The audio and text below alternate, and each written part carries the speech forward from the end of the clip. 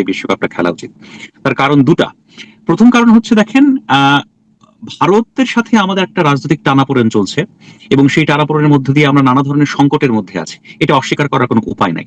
কিন্তু আমাকে দেখতে হবে যে আমি যে যুদ্ধে লিপ্ত হচ্ছি সেই যুদ্ধে কোন ডিসিশনটা নেয়ার ফলে আমার লাভ হচ্ছে না ক্ষতি হচ্ছে। আমি ব্যক্তিগতভাবে মনে করি এই বিশ্বকাপ বয়কট করা মানে হচ্ছে বাংলাদেশের একেবারেই মোটা দাগে প্রথমেই সরাসরি বড় একটা আর্থিক ক্ষতি হবে, আর দ্বিতীয়ত আমরা আগামীতে আমাদের ক্রিকেটের ভবিষ্যৎটা একটা ঝুঁকির মধ্যে পড়তে পারে। এটা আমার অ্যানালাইসিস। এর কারণ দুটো আমি দুটো ছোট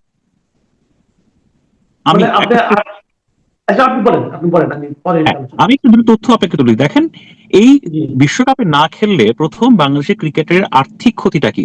প্রথমত হচ্ছে আইসিসির সদস্য হিসেবে বাংলাদেশের এই বিশ্বকাপে যোগ দেওয়ার মাধ্যমে পাঁচ লাখ আপনার ইউএস ডলার পাওয়ার কথা, নাম্বার ওয়ান। এর সাথে 2 লাখ হচ্ছে প্রাইজ মানি, তার মানে হচ্ছে 7 লাখ ইউএস ডলার সরাসরি বিসিবির পাওয়ার কথা, নাম্বার ওয়ান।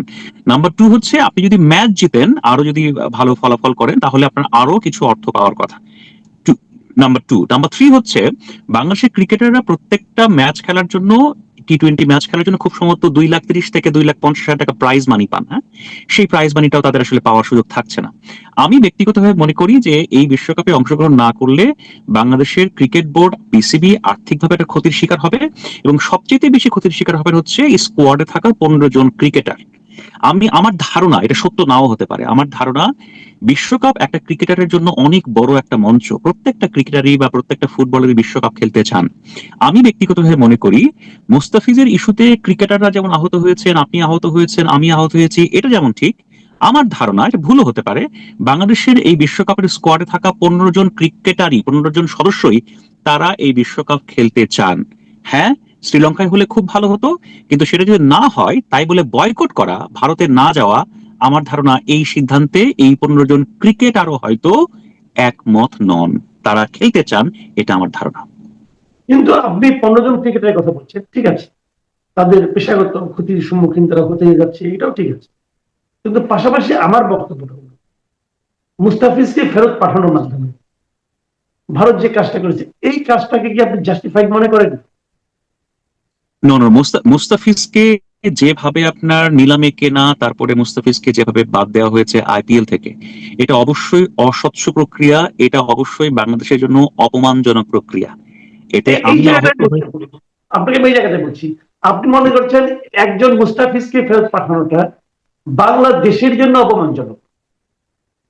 মুস্তাফিজের জন্য বটে, মুস্তাফিজ তো পার্ট অফ বাংলাদেশ, মুস্তাফিজের জন্য তো বটে, কিন্তু কেবল মুস্তাফিজের জন্য না, পুরো বাংলাদেশকে তার অপমান করেছে। কিন্তু এটা যে করলো, এখন এটা যদি বাংলাদেশের পুরো দেশের গায়ে লাগে, দেশের মানুষের গায়ে লাগে, তার প্রতিক্রিয়া কি দেশের মানুষ দেখাবে না?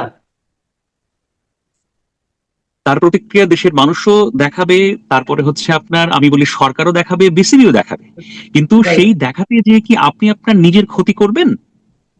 আপনি কি সেই ক্ষতি দেখাতে আমি আপনার সঙ্গে কিন্তু একটু কুতর্কই করছি, কুতর্ক করছি আমি। আমার কথা হলো, যদি আমি তারপরও যেতাম, আমাদের যে বক্তব্যটা যে আপনি আমাদের একজন খেলোয়াড়কে নিরাপত্তা দিতে পারছেন না, এই জন্য তাকে আপনি নিচ্ছেন না।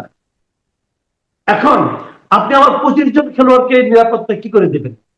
যে উগ্রবাদী সংগঠনটা মুস্তাফিজকে ফিরিয়ে দিতে বলবো, যাদের কথা শুনে আপনার নতজানু হলেন, সেই উগ্রবাদী সংগঠনটা যে আমাদের 25 জন প্লেয়ারের জন্য খুব আরামদায়ক বাস্তবতা তৈরি করবে, সেই গ্যারান্টি আপনি কোথায় দেবেন? আপনি তো সেই উগ্রবাদী সংগঠনটাকে থামানোর চেষ্টা করেন না, বরং ভারতের যে ক্ষমতাসীন রাজনৈতিক দল, তারা এই উগ্রবাদী সংগঠনের এই অন্যায় দাবির সঙ্গে সুর মিলিয়েছেন, ভারতের বিজেপির লিডার সুর মিলিয়েছেন। তো সেখানে আমাদের প্লেয়ার যখন যেত, ধরেন কোনো শারীরিকভাবে আঘাত হতো কিনা হতো আমি জানি না, হয়তো হতো না, কিন্তু তারা তো এক ধরনের মানসিক ভাবে, যেমন ওই টিভিতে মুস্তাফিজ ছিল, আমাদের টি-20 টিভিতে মুস্তাফিজ থাকতো, তো মুস্তাফিজ কিভাবে থাকতো সেখানে? সে কি নিরাপদ বোধ করতো? তারা কি বাইরে কোথাও যেতে পারতো অন্য অন্য দেশের প্লেয়ারের মতো? পারতো না। অন্য দেশের প্লেয়ার তো অন্য সময় তো বাইরে যাইতো, একটা শপিং মলে যেত অথবা একটা আড্ডা দিতে যেত, সেখানে কি আমাদের প্লেয়ার যে সেরকম স্বাচ্ছন্দ্য বোধ করতো? এই স্বাচ্ছন্দ্য বোধ করানোর দায়িত্বটা তো আয়োজক দেশের।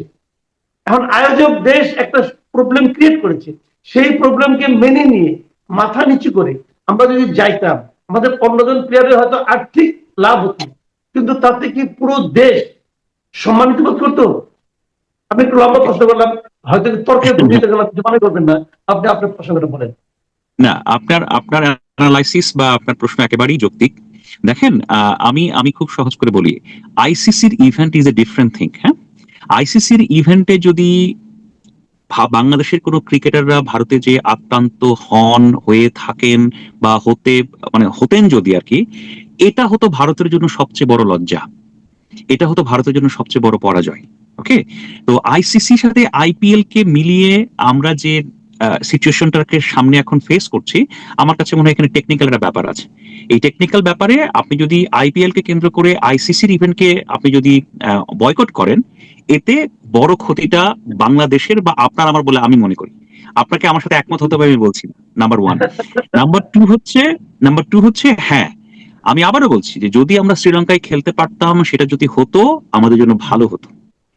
কিন্তু তারপরে আমার কাছে মনে হয় যেহেতু এই অপশনটা আমরা অ্যাভেল করতে পারিনি, আইসিসিতে ভোট হয়েছে, আপনাকে জিম্বাবুয়ে পর্যন্ত ভোট দেয়নি রে ভাই।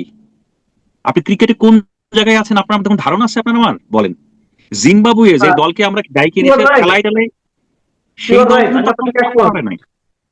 তারা ভোট দেয়নি, তারা ভোট দেয়নি এই কারণে যে বাংলাদেশের সঙ্গে ভারতের এখন যে রাজনৈতিক সম্পর্কটা চলছে, আমি অবশ্যই মনে করি এটা আসলে ক্রিকেটের মধ্যে সীমাবদ্ধ নেই, এটা রাজনীতির মধ্যে ঢুকে গেছে। এবং মুস্তাফিজকে ফেরত পাঠানো কিন্তু ক্রিকেটীয় কারণে নয়, রাজনৈতিক কারণে। এখন এই যে রাজনৈতিক যে টানাপোড়েনটা, এটা তো জিম্বাবুয়ের পক্ষে বোঝা সম্ভব না, আমাকে বোঝা সম্ভব না। জি, আমাকে একটু বলতে দেন। রাজনৈতিক যে প্রেক্ষাপট আপনি কথা বলছেন, এই রাজনৈতিক প্রেক্ষাপটে সকল দেশপ্রেম বলেন, ভূমিকা রাখা বলেন, সকল কিছু মেনে চলার, দেখানোর বা ত্যাগ স্বীকারের দায়িত্ব কি ক্রিকেটারদের, বাংলাদেশ ক্রিকেট বোর্ডের? আপনি রাজনৈতিক কথা বলছেন, এই ইউনূস সাহেবের সরকারের সময়ে বাংলাদেশে সবচেয়ে বেশি আমদানি বেড়েছে কোন দেশ থেকে? ভারত থেকে। জি, নাম্বার ওয়ান। শেখ হাসিনা যে পরিমাণে আপনার ইলিশ পাঠাইতো, তার চাইতে দুই তিন গুণ বেশি ইলিশকে পাঠিয়েছে এই সরকার। জি, আদানির সাথে আপনার বিদ্যুৎ চুক্তি, যে বিদ্যুৎ চুক্তিকে বর্তমান সরকারের সাথেই আছেন, অনেক লোক বলছেন এটা হচ্ছে একটা বাংলাদেশের জন্য ভয়ঙ্কর খারাপ চুক্তি, বাংলাদেশকে বেচে দিয়েছেন, বাংলাদেশকে ধ্বংস করে ফেলেছেন। এই চুক্তি বহাল রেখে শেখ হাসিনা সরকারের আমলে টাকা যতটা দেরিতে দেওয়া হতো, তার চাইতে আগ বাড়িয়ে আব্বা হুজুর করে ইন্ডিয়াকে, আদানিকে টাকা কে দিচ্ছে? এই সরকার। এই সরকার। তাহলে আপনি সব জায়গাতে আপনি ছাড় দিচ্ছেন আর কি। হ্যাঁ, আর ক্রিকেটারদের সামনে এসে বলতেছেন বাবা তোমরাই হচ্ছে আমাদের যুদ্ধের একমাত্র ঘুঁটি, তোমরা খেলতে যাইতে পারবে না, তোমাদেরকে দেশপ্রেম দেখাতে হবে। তার মানে কি আপনি সব জায়গায় ছাড় দিবেন আর ক্রিকেটকে এসে বলবেন যে তোমাকে দেশপ্রেম